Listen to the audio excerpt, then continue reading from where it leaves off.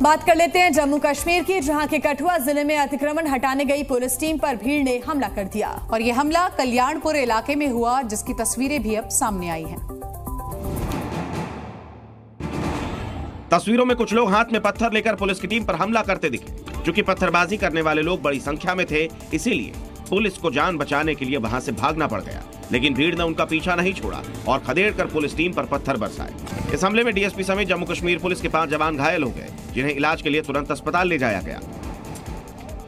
वहीं हमले के बाद इलाके में भारी पुलिस बल की तैनाती कर दी गई है। बताया जा रहा है कि एक पूजा स्थल है एक विशेष समुदाय का, जो कि वहां पर गैर कानूनी तरीके से जिसका निर्माण चल रहा था, जिसके बाद प्रशासन ने एक्शन लेते हुए इस दौरान एंटी एंक्रोचमेंट ड्राइव चलाई और राजस्व विभाग उस अवैध निर्माण को तोड़ने पहुंचा, लेकिन लोग भड़क गए और उन्होंने लाठी, डंडे और पत्थरों से हमला कर दिया। और देखिए, ऐसा लगता है पश्चिम बंगाल की मुख्यमंत्री ममता बनर्जी को भगवा रंग का दृष्टि दोष है।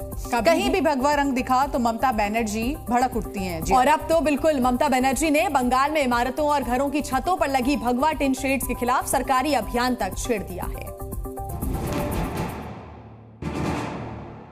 ममता बनर्जी को नीला रंग बहुत पसंद है। वो अक्सर सफेद रंग की नीली पट्टी वाली साड़ी में ही दिखती हैं। 2011 में जब वो सत्ता में आई थी तो उन्होंने बंगाल का सरकारी रंग नीला और सफेद कर दिया। अब बंगाल में ज्यादातर सरकारी इमारतें नीले और सफेद रंग में हैं, लेकिन एक रंग है जिससे दीदी को नफरत है, वो है भगवा। उन्हें भगवा रंग में बीजेपी दिखता है, इसीलिए आरोप है कि ममता बनर्जी अपने राज्य में भगवा रंग को मिटाने की कोशिश में जुटी हैं। ममता के विरोधी कहते हैं कि वो चाहती हैं कि उनके राज्य में लोगों के घरों में ना तो भगवा रंग हो और ना ही लाल रंग। लाल रंग में दीदी को लेफ्ट की झलक दिखती है, इसीलिए उन्होंने बंगाल में भगवा रंग में रंगी छतों के खिलाफ जांच के आदेश दिए हैं। जांच में ये पता लगाया जाएगा कि बंगाल में घर की छतें भगवा क्यों हुई। जांच में ये भी पता लगाया जाएगा कि छतों पर लगाने के लिए भगवा रंग के टीन शेड की सप्लाई कौन कर रहा है। জয়পুর যদি পিঙ্ক সিটি হতে পারে তাহলে আমার তো একটা স্কাই কালার করে দেওয়া হয়েছে, স্টেট কালার। আমি এবারে নর্থ বেঙ্গল ভিজিট করতে গিয়ে দেখলাম যত বিল্ডিং এর টিন লাল আর গেরুয়া লাগিয়ে দিয়েছে, যে এটা আমাদের কালার নয়।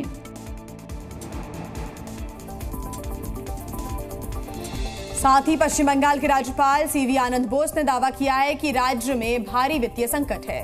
इसके लिए उन्होंने मुख्यमंत्री ममता बनर्जी से आर्थिक स्थिति पर श्वेत पत्र लाने को कहा है।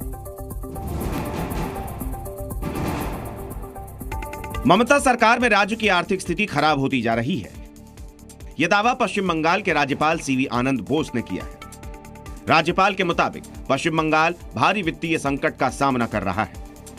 राज्यपाल ने संविधान के अनुच्छेद 167 के तहत मिली शक्तियों का इस्तेमाल करते हुए ममता सरकार से श्वेत पत्र लाने को कहा है। It is very disturbing, shocking, shattering to see that West Bengal is facing a financial breakdown. आर्थिक संकट के अलावा राज्यपाल सीवी आनंद बोस ने कहा है कि ममता बनर्जी उन्हें डरा दें। अभी वो एक मुख्यमंत्री के रूप में इतनी बड़ी नहीं हुई है। यदि मुख्यमंत्री राज्यपाल से अलग है तो निश्चित रूप से इसका ख्याल रखने के लिए संवैधानिक प्रावधान है। राज्यपाल ने सवाल उठाया है कि ममता बनर्जी को झूठ के जरिए उनके चरित्र हनन करने का कोई अधिकार नहीं है, इसकी अनुमति नहीं दी जा सकती। राज्यपाल ने उन्हें मिले कानूनी अधिकारों के इस्तेमाल की भी बात कही है। और चलिए बात करते हैं इसरो की। चंद्रयान 3 मिशन की कामयाबी के बाद से ही इसरो की नजरें एक बार फिर से चंद्रमा पर हैं और अब धरती के उपग्रह चांद पर भारतीयों को भेजने की तैयारी है। इसरो प्रमुख एस सोमनाथ ने एक जानकारी साझा की है। भविष्य के मिशन और नेक्स्ट जनरेशन लॉन्च व्हीकल के बारे में उन्होंने जानकारी दी है। तो देखिए, मेगा रॉकेट सूर्य तैयार होने के लिए करीब हो चुका है और भारतीयों को चांद पर लेकर पहुंचेगा। ये मानव मिशन के लिए एनजीएलवी का विकास भी है और लगातार भारत ये कोशिश करता रहा है कि स्पेस में हमारे लोग भेजे जाए। तो इस रॉकेट के बारे में जानकारी हम आपको दे रहे हैं। 40 टन वजनी ये पहला मेगा रॉकेट होगा। रॉकेट में लिक्विड ऑक्सीजन का इस्तेमाल किया जाएगा। मौजूदा रॉकेट की तुलना में विशाल होगा। सूर्य रॉकेट मानव आधारित अंतरिक्ष उड़ानों के लिए ये जरूरी मिशन है। वहीं आपको बता दें कि 2040 तक गगन यात्रियों के साथ ये चांद पर उतरने का अनुमान लगाया जा रहा है। तो अब चंद्रमा दूर नहीं और इसरो का ये ख्वाब भी बहुत जल्द पूरा होगा। इसको लेकर इसरो ने तैयारी भी पूरी कर ली है। आइए खबरों में आगे बढ़ते हैं। राधा रानी पर दिए बयान के बाद विवादों में आए कथावाचक पंडित प्रदीप मिश्रा ने बरसाने के राधा रानी मंदिर पहुंचकर दंडवत प्रणाम किया और उन्होंने अपनी गलती को भी स्वीकारा, जिसके लिए उन्होंने माफी मांगी है। कथावाचक प्रदीप मिश्रा 5 मिनट तक बरसाना में रहे और नाक रगड़कर राधा रानी से माफी मांगते नजर आए। इसके बाद वो मंदिर से बाहर निकले, हाथ जोड़कर ब्रजवासियों का अभिनंदन किया और कहा कि लाडली जी ने खुद ही इशारा कर मुझे यहाँ बुलाया, इसलिए मुझे यहाँ आना पड़ा। मेरी वाणी से, मेरे शब्दों से जो भी चोट लगी हो उसके लिए मैं क्षमा चाहता हूँ। मेरी महारानी जी से, मेरी राधा रानी जी से, किशोरी जी से, लाडलू जी से क्षमा चाहता हूँ। गौरतलब है कि प्रदीप मिश्रा ने कुछ दिन पहले राधा और कृष्ण के बारे में विवादित बयान दिया था, जिसके बाद प्रेमानंद महाराज ने प्रदीप मिश्रा को जमकर खरी खोटी सुनाई थी। प्रदीप मिश्रा के इस बयान के बाद मथुरा में हुई महापंचायत में ये आदेश जारी किया गया था कि उन्होंने अगर अपने बयान पर माफी नहीं मांगी तो उनका मथुरा वृंदावन में प्रवेश बंद कर दिया जाएगा। वहीं उत्तर प्रदेश में 10 सीटों पर होने वाले विधानसभा उपचुनाव के लिए सभी पार्टियों ने अपनी तैयारी पूरी कर ली है। बीजेपी, बीएसपी, समाजवादी पार्टी और कांग्रेस के बाद अब अपना दल कमेरावादी और एआईएमआईएम भी अपने उम्मीदवार उतारेंगे।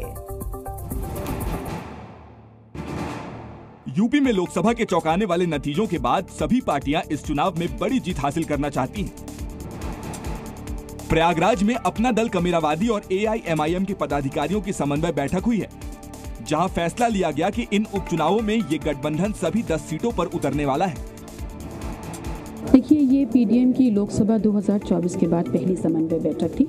इसमें प्राथमिकता के तौर पर हम लोगों ने लोकसभा में पीडीएम का परफॉर्मेंस और कहाँ हमसे चूक हुई इसकी समीक्षा की। और जैसा कि विगत है, मतलब कि उत्तर प्रदेश में 10 सीटों के लिए उपचुनाव होने जा रहा है, तो पीडीएम आज इस निष्कर्ष पर पहुंचा है कि सभी 10 सीटों पर पीडीएम बहुत ही बेहतरीन तरीके से अपने प्रत्याशियों को उतारेगा। यूपी की जिन 10 सीटों पर उपचुनाव होना है, उनमें से पिछले विधानसभा चुनाव में 5 सीटें समाजवादी पार्टी ने और 1 सीट राष्ट्रीय लोकदल रालोद ने जीती थी। 3 सीटें बीजेपी को मिली थी और 1 सीट एनडीए सहयोगी निषाद पार्टी के खाते में गई थी। लद्दाख में टैंक अभ्यास के दौरान एक दर्दनाक हादसा हुआ, जिसमें 5 भारतीय जवान शहीद हो गए।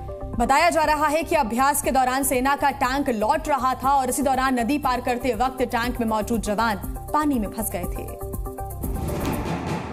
टैंक में मौजूद जवानों के पानी में फंसने के बाद उन्हें बचाया नहीं जा सका। यह हादसा लद्दाख के दौलत बेग ओल्डी इलाके में मंदिर मोड़ के पास उस वक्त हुआ जब टैंक अभ्यास कर रहे फायर एंड फ्यूरी 14 कॉर्प्स के 5 जवान वापस लौट रहे थे। तभी अचानक श्योक नदी का जलस्तर बढ़ गया और जवानों का टैंक नदी के तेज बहाव में फंस गया।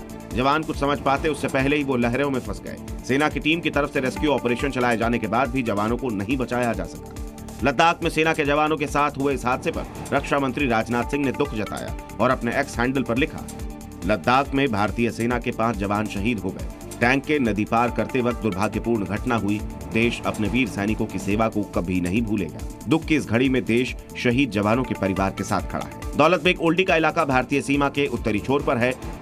दुनिया की सबसे ऊंची हवाई पट्टी इसी दौलत बेग ओल्डी डीबीओ इलाके में है। यहाँ इससे पहले भी श्योक और नुब्रा घाटियों में फ्लैश फ्लड की घटनाएं हो चुकी हैं। पुतिन की सेना को उस वक्त करारा झटका मिल गया है। आपको बता दें किस तरह से, क्योंकि लगातार आप देखिए पुतिन की सेना अपने आप में काम कर रही है और यूक्रेन की फौज ने उसके रक्षा कवच यानी कि S-500 एयर डिफेंस सिस्टम को पूरी तरह से तबाह कर डाला है। जानकारी के मुताबिक रूस के S-500 एयर डिफेंस सिस्टम को यूक्रेन की क्लस्टर मिसाइलों ने नष्ट कर दिया।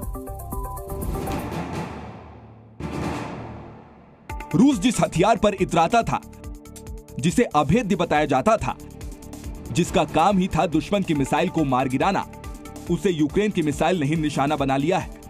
यूक्रेन की क्लस्टर मिसाइलों ने बैटल ग्राउंड में तैनात रूस के सबसे बेहतरीन एयर डिफेंस सिस्टम S-500 को मार गिराया है। S-500 एयर डिफेंस सिस्टम की कीमत करीब 5,000 करोड़ रुपए है। मतलब ये कि रूस को एक बार में हजारों करोड़ का नुकसान तो हुआ ही, उसके एयर डिफेंस सिस्टम की कलाई भी खुल गई। हालांकि यूक्रेन की सेना ने यह नहीं बताया कि उसने रूस की इस वायु रक्षा प्रणाली को कहां नष्ट किया। तो वहीं रूस ने भी यूक्रेन के दावे पर कोई टिप्पणी नहीं की, लेकिन कहा जा रहा है कि यूक्रेन ने क्रीमिया में S-500 anti aircraft missile system को तबाह किया है। S-500 सतह से हवा में मार करने वाली मिसाइल प्रणाली है। जानकारों का मानना है कि रूस के पास 4 S-500 हो सकते हैं। Z News।